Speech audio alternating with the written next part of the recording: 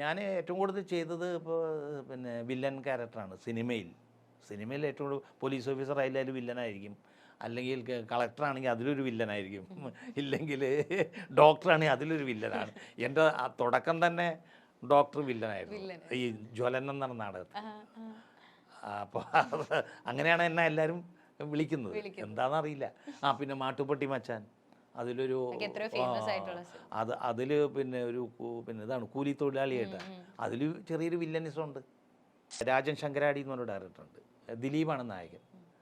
അതൊരു നല്ലൊരു ക്യാരക്ടറായിരുന്നു, ഈ നായികയുടെ ചേട്ടനായിട്ട്. അപ്പോൾ അത് എൻ്റെ കോസ്റ്റ്യൂം വരെ റെഡിയാക്കി പടം തുടങ്ങുന്നതിൻ്റെ 4 ദിവസം മുമ്പ് ഞാൻ അറിയുന്നു ഞാനതില്ല, അതിന് പകരം വേറെ നടനെ അഭിനയിക്കുക. അങ്ങനെ ഒരുപാട് അത് അത് ഞാൻ പിന്നെ അന്വേഷിച്ചില്ല. കാരണം എനിക്കൊരു അഡ്വാൻസും തന്നാണ് അവർ, ചെറിയൊരു അഡ്വാൻസ് ഒക്കെ തന്നു. പിന്നെ അത് ഞാൻ പിന്നെ അന്വേഷിച്ചില്ല. അത് അങ്ങനെ അപ്പോൾ ഡയറക്ടർ പറഞ്ഞു ഇങ്ങനെ ടോണി അല്ല, അയാൾ നല്ല മനുഷ്യനായതുകൊണ്ട് എന്നെ വിളിച്ച് പറഞ്ഞു, അപ്പോൾ ഇത് പ്രതീക്ഷിക്കേണ്ട, വേറെ സിനിമ കിട്ടിയേ പോയിക്കൊള്ളണം, ഇതിൻ്റെ എന്താണെന്ന് എനിക്കൊന്നും അറിയില്ല എന്ന് പുള്ളിയും പറഞ്ഞു.